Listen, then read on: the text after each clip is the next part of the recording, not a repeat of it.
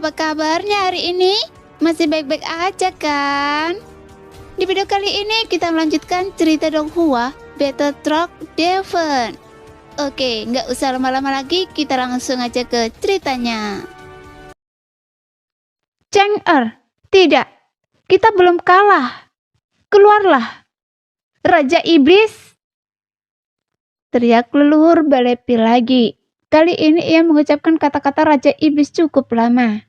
Semua orang terkejut mendengarnya, termasuk Zheng Zhongfu dan Kuyin. Balepil ternyata menciptakan Raja Iblis. Ini adalah boneka terkuat yang diketahui di antara boneka iblis. Bagaimana mungkin? Kita pikir iblis jarah adalah yang terkuat. Bagaimana Balepil menciptakan Raja Iblis? Dan bagaimana mereka mendapatkan darah esensi naga? Mustahil. Zheng Zhongfu tentu saja tahu banyak. Ia juga yang paling terkejut. Meskipun bukan seorang alkemis, pengetahuan Zheng Zhongfu jauh lebih luas daripada orang biasa. Ia tidak menguasai alkimia, tetapi ia tahu sedikit tentangnya. Mendengar kata-kata leluhur Balepil, alis berkerut dan mata Danceng yang melotot sedikit melunak. Ia menoleh ke arah leluhur. Auranya perlahan mereda. Api di belakangnya perlahan menghilang dan aura bintang 8 tengahnya melemah menjadi bintang 8 awal. Xuan juga sedang berjuang, tampaknya berusaha menghindari serangan jiwa Danceng. Selama pertempuran, iblis berlapis baja diserang tanpa henti oleh kelompok itu. Dan dengan para pembunuh berpengalaman dari aliansi bayangan, Istana Pil terus-menerus kehilangan pijakan. Iblis berlapis baja tidak dapat bertahan lebih lama lagi dan perlahan meruntuh. Bahkan Istana Pil, sekuat apapun tidak dapat melawan segala rintangan. Jika aliansi bayangan membantu, mereka mungkin memiliki peluang untuk menang. Namun dengan pembelotan Guiyin, Istana Pil benar-benar kehilangan keunggulannya. Tak satupun kekuatan yang mereka coba kuasai datang membantu. Tentu saja bukan berarti kekuatan-kekuatan ini tidak akan datang, melainkan mereka telah disuap oleh Zheng Zhongfu sebelumnya, dan mereka hanya perlu menonton dari pinggir lapangan. Situasi pertempuran sudah cukup jelas, tetapi pada saat ini, leluhur Balepil melancarkan gerakan lain, memanggil Raja Iblis legendaris. Konon, Raja Iblis ini tak hanya kuat, tetapi juga memiliki tingkat kesadaran tertentu, mampu mengendalikan boneka iblis lainnya, dan boneka-boneka ini akan menerima peningkatan darinya. Kekuatan Raja Iblis sendiri konon sangat dekat dengan Dodi Bintang 9. Kekuatannya luar biasa dan ukurannya sangat besar. Bahkan jika semua anggota Dodi Bintang 8 dari keluarga Xiao bersatu, mereka kemungkinan akan kesulitan mengalahkannya. Raja Iblis ini memiliki darah esensi naga, itulah sebabnya ia sangat sulit dimurnikan. Namun setelah dimurnikan, kekuatannya akan sangat besar. Di saat yang sama, keributan terus meningkat di medan perang. Beberapa prajurit keluarga Xiao terbelalak. Mata mereka memerah, tangan mereka gemetar saat memegang senjata. Mereka menatap boneka iblis di hadapan mereka. Boneka-boneka halus itu tak dikendali. Namun beberapa tanda masih tersisa dan sisa-sisa pakaian masih menempel di sana. Saudaraku, tanda ini adalah saudaraku. Salah satu prajurit iblis menatap boneka iblis di hadapannya. Boneka itu memiliki tanda merah besar di lengannya, kemungkinan semacam totem khusus. Melihat prajurit iblis itu sendiri, ia melihat tanda yang sama persis di lengan boneka itu. Matanya gemetar saat ia memeriksa wujud boneka itu. Ia sangat yakin ini adalah saudaranya yang telah hilang selama 100 tahun. Namun boneka iblis itu jelas kehilangan kesadaran. Ia bukan lagi saudara prajurit iblis itu. Ia telah menjadi boneka. Jiwanya terfragmentasi. Sebagian tersisa di dalam tubuhnya, mencegah reinkarnasi dan mengutuknya ke kehidupan abadi sebagai hantu pengembara. Prajurit iblis itu menundukkan kepalanya, terisak. Air mata merah darah mengalir dari matanya. Ia mencengkram senjatanya semakin erat, lalu tiba-tiba mendongak. Melotot tajam ke arah boneka iblis yang adalah saudaranya dan melancarkan serangan yang dahsyat. Aulapil, saya akan memastikan kalian semua menderita kematian yang mengerikan.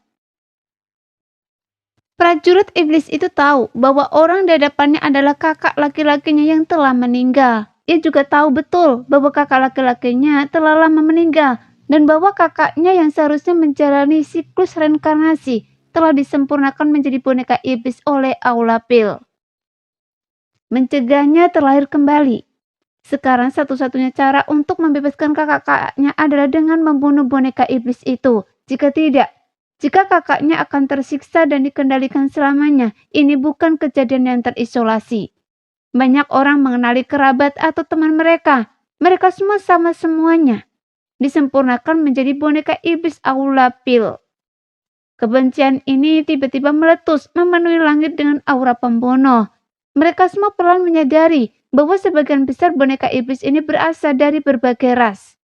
Mereka tidak tahu bagaimana Aulapil telah membunuh mereka dan menyempurnakan mereka menjadi boneka iblis.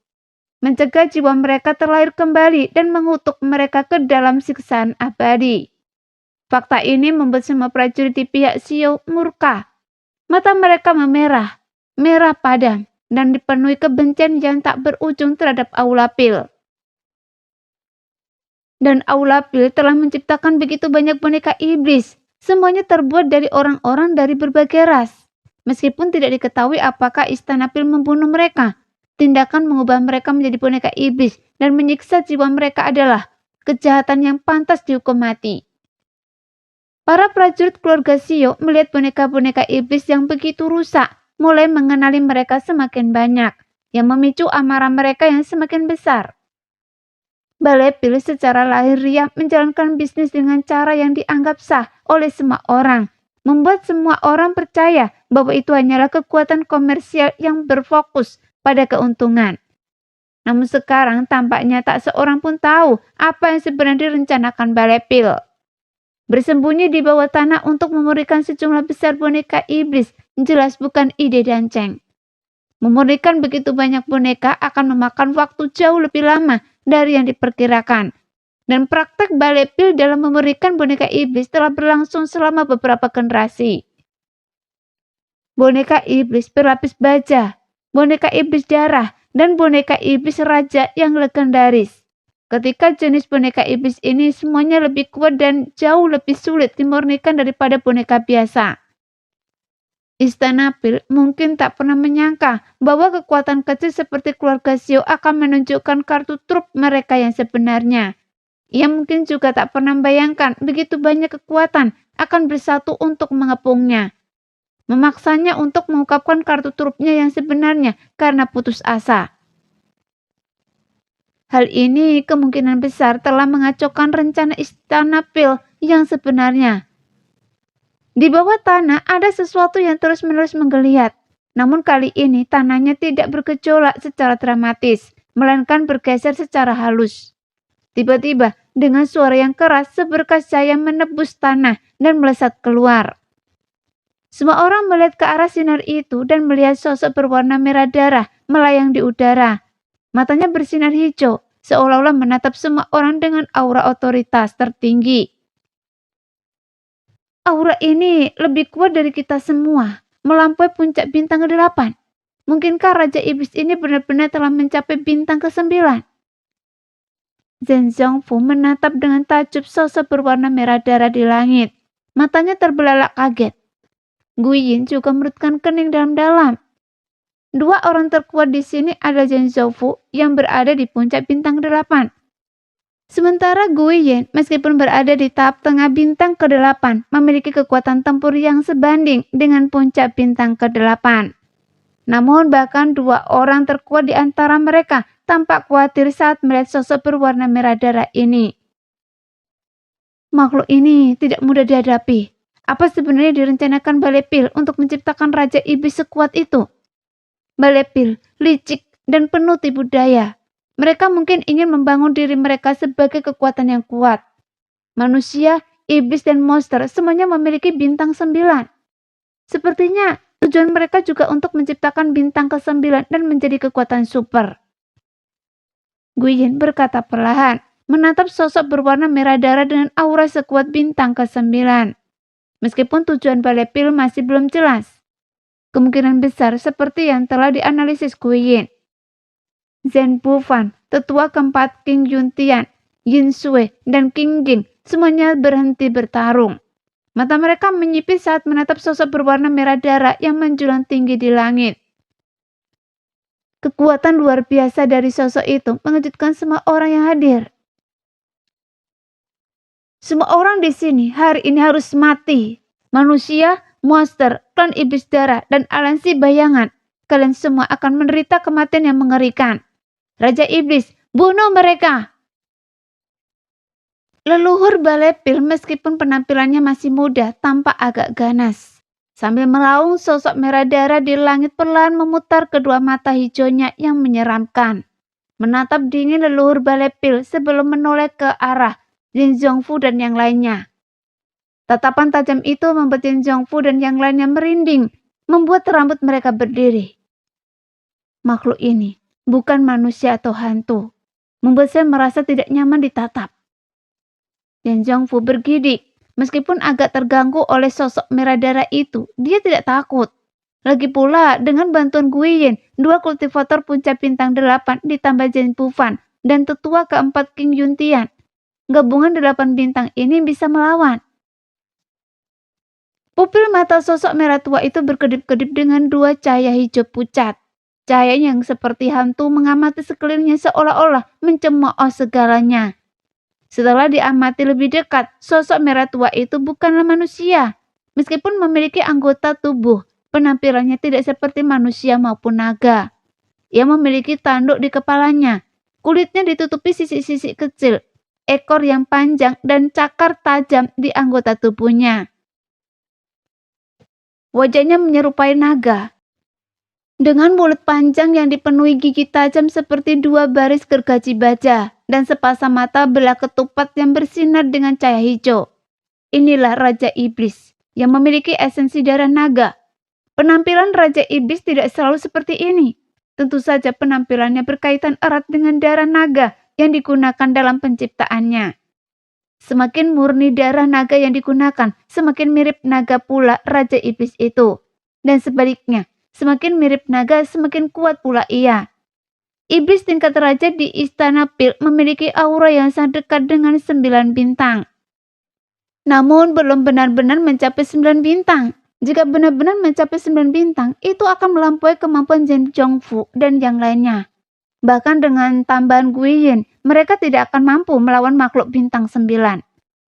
Namun, iblis tingkat raja ini sudah sangat dekat dengan 9 bintang yang sungguh tak terbayangkan.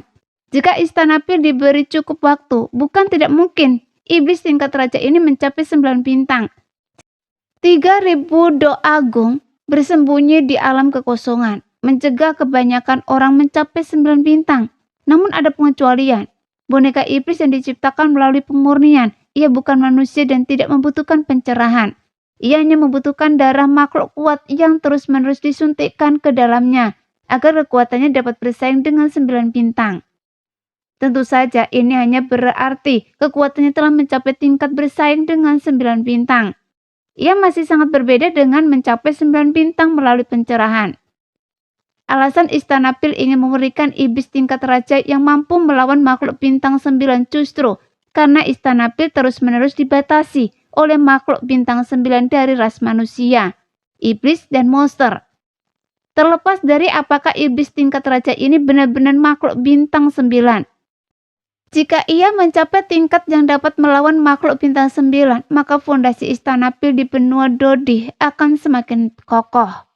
Boneka iblis tingkat raja ini sudah memiliki sebagian kesadarannya sendiri, membuatnya jauh lebih sulit dihadapi daripada boneka iblis biasa dalam pertempuran. Dengan darah esensi naga, tubuh fisiknya luar biasa kuat. Jika ia mencapai kekuatan untuk melawan makhluk bintang 9, maka bahkan makhluk bintang 9 yang benar-benar tercerahkan pun harus membayar harga yang mahal untuk membunuhnya.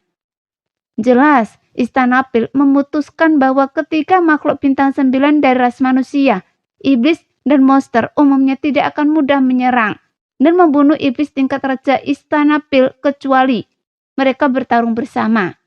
Hal ini akan memungkinkan iblis tingkat raja untuk menjaga keseimbangan kekuatan melawan ketiga makhluk bintang 9 ini. Meletakkan fondasi yang lebih kuat bagi perkembangan Istana Pil di masa depan. Tidak salah, Bagi istana pil untuk memperkuat dirinya sendiri, tetapi kesalahannya terletak pada mengubah orang-orang dari berbagai ras menjadi boneka iblis. Terlepas dari apakah mereka membunuh boneka-boneka itu, atau bahkan jika dia tidak melakukannya, itu sama bersalahnya. Mengutuk jiwa mereka untuk bereinkarnasi tanpa henti, membuat mereka bahkan lebih hina daripada para pembunuh. Pada saat yang sama, Suyen tiba-tiba membuka matanya, akhirnya terbebas dari serangan jiwa Danceng. Matanya merah, dan sentakan di benaknya membuatnya pusing.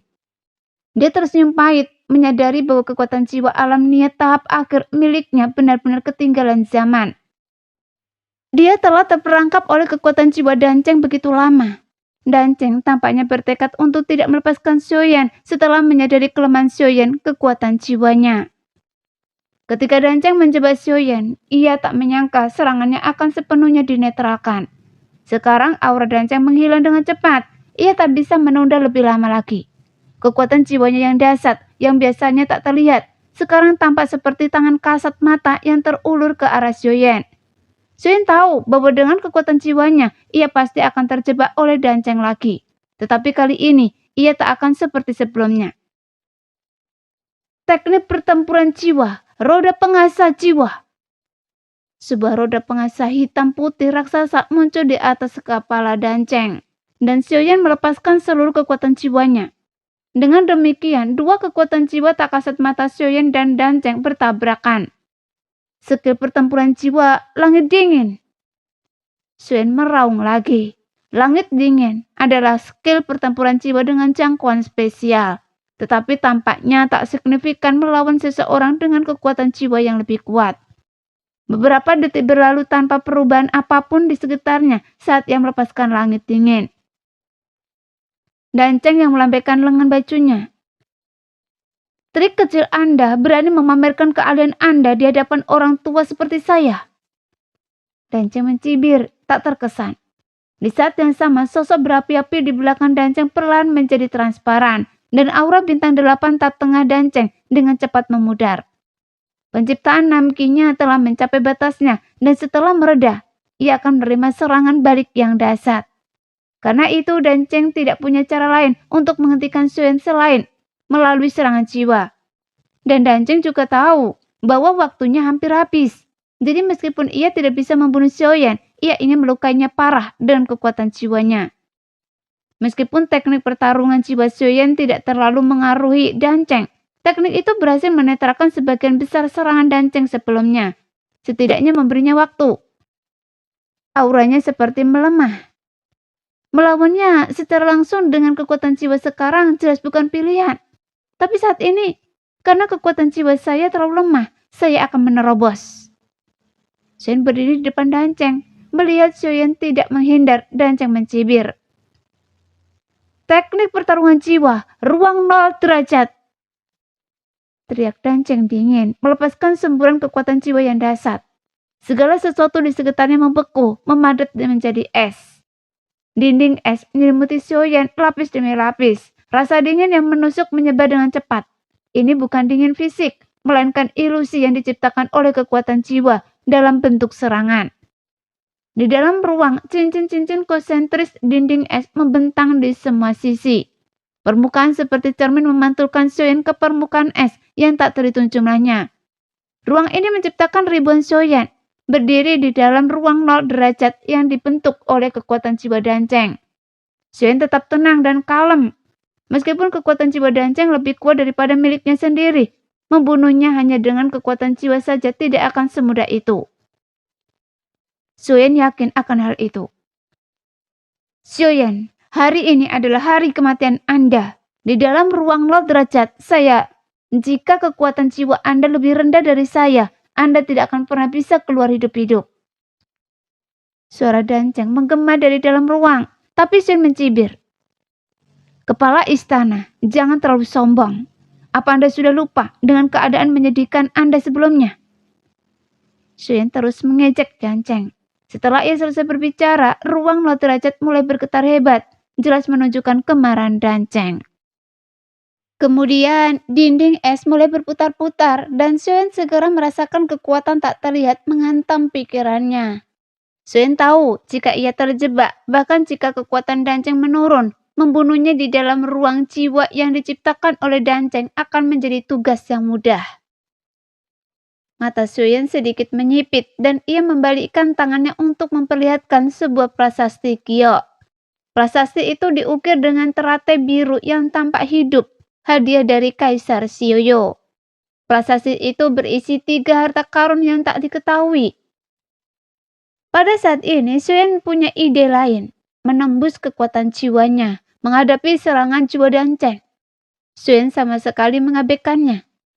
Sambil memegang prasasti giok teratai biru pemberian Kaisar Sioyo, mata Sioyan berbinar, tak mampu menyembunyikan kegembiraan dan kegirangannya. Prasasti giok ini pemberian guru saya, hanya bisa dibuka pada tingkat bintang ke-8. Saya penasaran sekali. Saya ingin tahu apa peringkat ketiga benda menakjubkan di dalamnya. Gumam Sioyan dalam hati. Meskipun Kaisar Sioyo tidak sekuat Xiao Wutian, penjaga alam yang kemudian ditemui Sioyan, Kaisar Sioyo adalah Dodi terkuat yang selamat dari bencana langit dan bumi. Bisa dibayangkan bahwa di benua Dodi yang berlumuran darah itu, semua orang kuat terbunuh. Dan ketiga benda ajaib ini secara alami kehilangan pemiliknya. Bagi Kaisar Sioyo saat itu, ketiga benda ajaib yang ingin dikoleksinya pasti tidak boleh terlalu rendah. Memikirkan hal ini, Sioyan menjadi semakin bersemangat. Sioyan menyalurkan kekuatan jiwanya ke dalam token giok teratai biru yang digenggamnya erat. Bersamaan dengan itu, serangan jiwa Danceng menghujaninya dari segala arah. Sioyan bertahan kening, mempertimbangkan apakah akan memanggil menara roh kekosongan Shinchan. Namun Tetua Zan sebelumnya telah melarangnya, dan karena Tetua Zan telah melarangnya, pasti ada sesuatu yang ia khawatirkan. Jadi Sioyan tidak berani mengambil resiko. Namun situasi saat ini sangat buruk. Serangan jiwa itu bagaikan jarum tajam tak terlihat yang menusuk ke arahnya. Kekuatan jiwa alam niat tahap akhir. Sioyan, biar kutunjukkan pada Anda bagaimana kekuatan jiwa alam niat tahap akhir Anda bisa dibandingkan dengan alam dunia tahap awal. Ruang 0, tanpa pembunuhan. Suara Danceng menggema pelan. Di dalam ruang jiwa yang telah ia ciptakan, bagaimanapun Sioyan menghindar, itu sia-sia.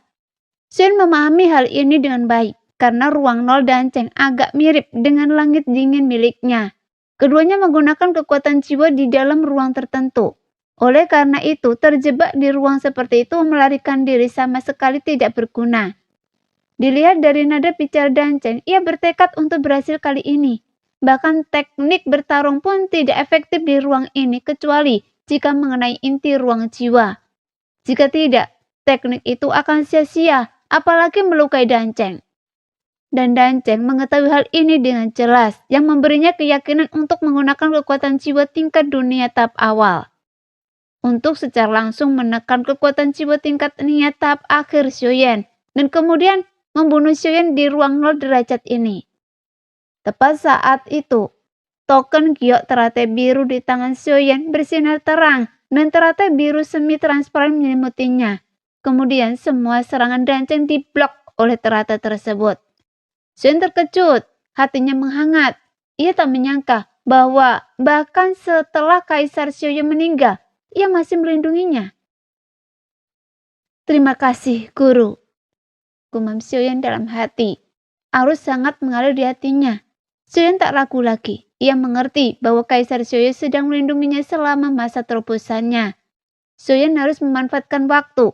Ia menyelidiki prasasti giok itu dengan kekuatan jiwanya. Setelah mencapai bintang ke-8, segel pada prasasti giok teratai biru akan terbuka secara alami. Seperti yang dikatakan Kaisar Sioyo.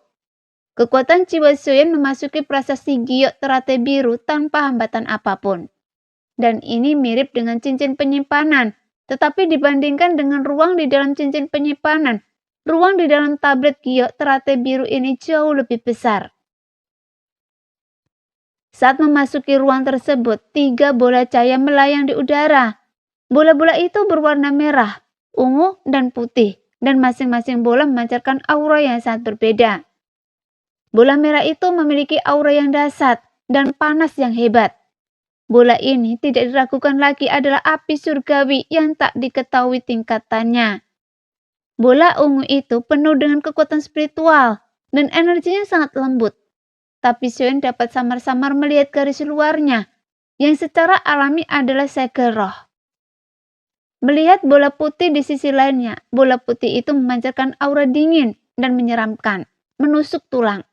Bola ini adalah roh hantu yang sangat dibutuhkan Xion saat ini. Melihat itu, Xion sangat gembira. Token giok teratai biru yang diberikan oleh guruku benar-benar berisi 3 benda menakjubkan, masing-masing 1. Ia segera mengulurkan tangan dan meraih bola cahaya putih seperti hantu itu. Namun genggaman ini menyebabkan hawa dingin menjalar di tulang punggungnya, seolah-olah ia sedang memegang balok es berusia ribuan tahun. Ia merasakan jiwanya ditarik oleh kekuatan yang luar biasa. Xion terkejut. Ia berasumsi Kaisar Xiuyou sudah jinak sejak lama dan seharusnya tidak memiliki kecenderungan memberontak. Ia segera mencoba menarik tangannya kembali, tetapi bola cahaya itu menahannya dengan kuat, dan sekuat apapun ia meronta, ia tidak bisa menarik lengannya. Kekuatan jiwa Xion langsung diserap ke dalam bola cahaya putih itu. Sekelebat cahaya putih dan Xion melihat ruang lain. Langit biru jernih dan di bawahnya terbentang lautan keemasan tak berujung. Tak ada langit, tak ada ombak, seperti cermin keemasan memantulkan langit dan sosok Xion di air. Xion dengan penasaran mengamati sekelilingnya. Ia tahu ini pasti ruang yang disulap oleh roh hantu. Jauh dari tidak sabar, Xion malah agak bersemangat.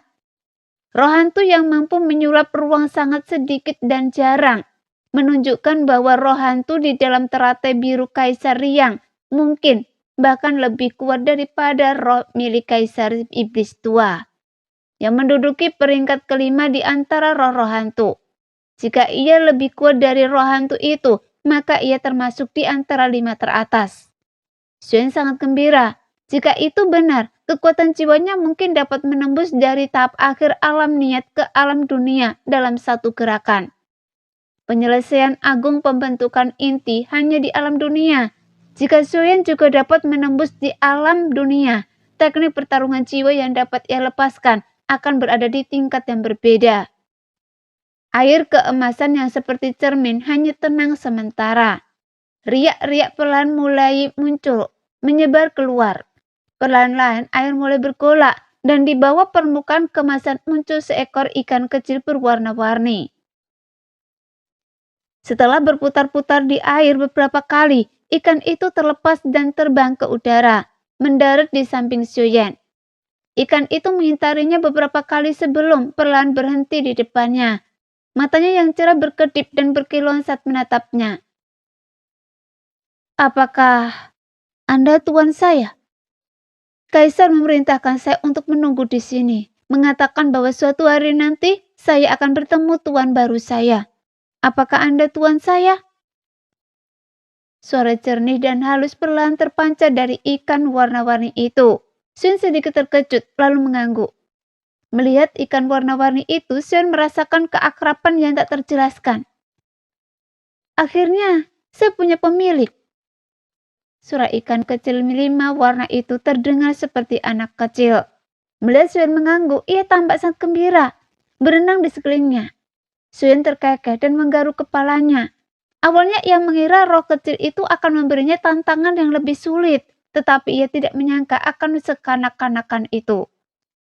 Tentu saja Xion juga sudah menduganya. Kesadaran dan ingatan aslinya pasti telah dihapus oleh Kaisar Xiuyou. Kalau tidak, mengingat banyaknya 3 keajaiban yang telah diserap Xion, tak satu pun dari mereka mudah dihadapi. Ikan kecil 5 warna itu tampak sangat gembira, menari-nari melambaikan tangannya seperti anak kecil. Sayangnya, ia tidak memiliki tangan maupun kaki.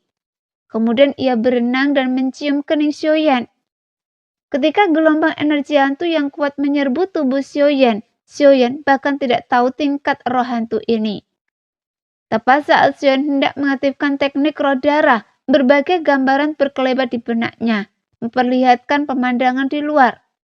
Namun penglihatan Xiaoyan dari atas ke bawah memungkinkannya melihat seluruh pertempuran, bahkan bayangannya sendiri. Apa? Apa yang terjadi? Jin terkejut, tidak tahu apa yang telah terjadi. Bagaimana mungkin adegan pertempuran di luar muncul di benaknya? Sun segera menyadari bahwa hanya ada satu kemungkinan mengapa gambaran-gambaran ini tiba-tiba muncul di benaknya. Roh hantu ikan kecil 5 warna ini. Adegan pun dimulai. Sun terjebak di ruang 0 derajat tanpa bergerak. Sementara itu, di sisi lain, Zhen Zhongfu, Guiyin, Zhan Huan, Zhen Pufan, dan tetua keempat King Yutian semuanya aktif. Sue itu terjerat dengan iblis darah, sementara 5 ahli bintang 8 termasuk Zhen Zhongfu menatap langit. Sue mengikuti tatapan mereka dan melihat sosok berwarna merah darah.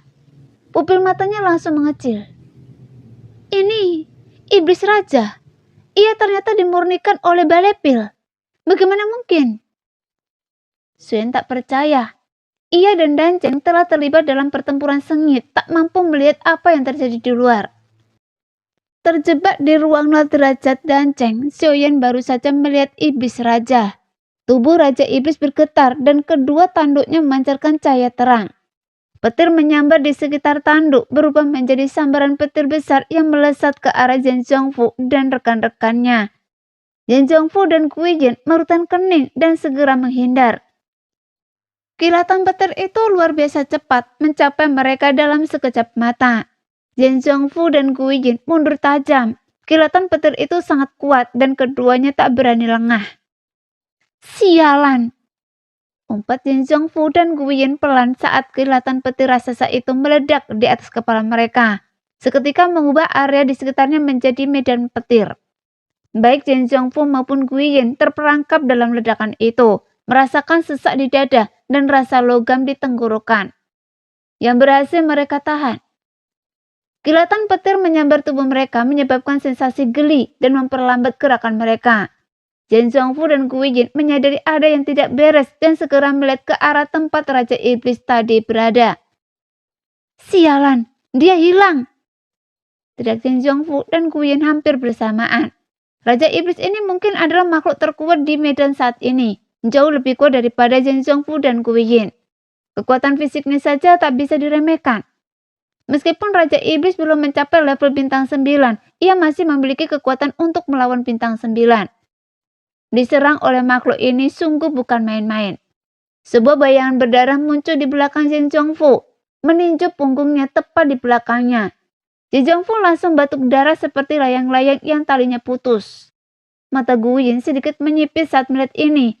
Berada di dalam wilayah petir Raja Iblis, kecepatannya pun melambat. Melihat Zhen Zhongfu terluka, Guiyin mundur dengan cepat, tetapi jelas itu sia-sia. Di dalam wilayah petir ini, kecepatan Zhen Zhongfu dan Guiyin berkurang, sementara kecepatan Raja Iblis mencapai batasnya, sehingga hampir mustahil bagi Zhen Zhongfu dan Guiyin untuk menghindar. Setelah menyerang Zhen Zhongfu, Raja Iblis tiba-tiba melesat ke belakang Guiyin. Guiyin segera berbalik dan melancarkan pukulan ke arah Raja Iblis di belakangnya. Sepasang mata merah berbentuk berlian itu bagaikan air yang tenang dan kulitnya yang tertutup sisik halus terasa dingin. Guiyin siap. Ia tahu ia tak bisa menghindar. Pukulan ini dilancarkan dengan sekuat tenaga, bahkan menggunakan 9/10 kekuatannya. Guiyin sedikit percaya diri dengan pukulan ini, namun keyakinan itu sirna sedetik kemudian. Raja Iblis nyaris tak bergerak, atau begitulah yang terlihat oleh mata telanjang. Sebuah tanda seukuran kepalan tangan muncul di perut Guiyin. Guiyin batuk seteguk darah, dan bayi darah di belakangnya menjerit sekeras-kerasnya. Saat ini Zhen Zhongfu yang berada di puncak bintang 8 dan Guiyin yang berada di tengah-tengah bintang ke-8 yang sebanding dengan puncak bintang ke-8. Dua petarung terkuat. Bahkan tak mampu bertahan satu gerakan pun melawan Raja Iblis. Keduanya kalah. Melihat pemandangan ini, Suen merasakan hawa dingin menjalar di punggungnya. Ia tak menyangka keduanya akan dikalahkan secepat itu. Kekuatan Raja Iblis ini jauh melampaui ekspektasi Xiaoyan. Dengan kekuatan sebesar itu, keluarga Sio kemungkinan besar akan segera musnah, kecuali 9 bintang turun tangan. Bayangan di benaknya memudar. Ikan kecil 5 warna itu mencium kening Xiaoyan. Xiaoyan membuka matanya dan melihat ikan kecil 5 warna itu yang berenang dengan riang di sekelilingnya. "Siapa namamu?" tanya Xiaoyan. Adegan tadi terlalu nyata, jelas bukan ilusi. Xiaoyan tahu betul bahwa hal-hal yang muncul di benaknya ini benar-benar berkaitan dengan roh ikan kecil 5 warna itu. Roh dengan kekuatan supernatural. Suara halus ikan kecil 5 warna itu perlahan terdengar. Mendengar nama ini, pikiran Xiaoyan menjadi kosong. Ia pernah mendengar nama ini sebelumnya, tetapi hanya dalam legenda. Roh ini tidak termasuk dalam 5 besar. Ia berada di peringkat paling bawah. Roh ini sangat istimewa, bahkan lebih istimewa daripada roh lainnya. Dibandingkan dengan roh-roh lain, ia adalah yang terlemah. Tetapi sebaliknya, keistimewaannya menjadikannya yang terkuat di antara semua roh. Ini karena ia memiliki kemampuan yang sangat kuat. Kemampuan untuk meramal masa depan, untuk mengetahui apa yang akan terjadi. Seberapa jauh ia dapat meramal masa depan bergantung pada keuntungan pemiliknya. Setelah mendengar nama roh dengan kekuatan supernatural, Xiaoyan tiba-tiba menyadari bahwa pemandangan yang ia lihat sebelumnya pasti akan segera terjadi. Xiaoyan sangat cemas. Ia tahu bahwa Jin Zhongfu dan Kuyen akan dikalahkan oleh Raja Iblis. Tetapi dilihat dari waktu saat ini, peristiwa ini jelas belum terjadi. Adakah yang bisa saya lakukan untuk mengubah masa depan? Pertanyaan ini langsung terlintas di benak Xiaoyan. Satu-satunya waktu yang tersisa baginya adalah menyerap roh iblis kemampuan ilahi. Berdasarkan kekuatannya yang terakumulasi selama periode yang begitu lama, bahkan jika roh iblis kemampuan ilahi tidak kuat, kekuatan jiwa alam niat tahap akhir sudah cukup untuk mengangkatnya ke alam dunia. Xiaoyan berhenti, khawatir dan fokus untuk segera menyerap roh iblis kemampuan ilahi. Jika semuanya berjalan seperti yang baru saja ia duga, situasinya akan sangat buruk. Ikan 5 warna yang telah diubah oleh roh iblis kemampuan ilahi menjadi cahaya 5 warna langsung menyatu dengan dai Xiaoyan. Kemudian Xiaoyan segera mengaktifkan teknik roh darah di dalam tubuhnya. Dengan penyerapan roh iblis kemampuan ilahi, ki asal kaisar di dalam tubuh Xiaoyan juga meningkat pesat. Kekuatan bintang 8 tahap menengahnya yang sebelumnya baru saja meningkat, sekarang telah sepenuhnya stabil setelah menyerap roh iblis kemampuan ilahi. Dengan beroperasinya teknik roh darah, kekuatan jiwa alam niat tahap akhir Xiaoyan mulai meningkat. Nah, demikianlah cerita hari ini. Kita jumpa lagi lain hari ya guys ya. Bye-bye.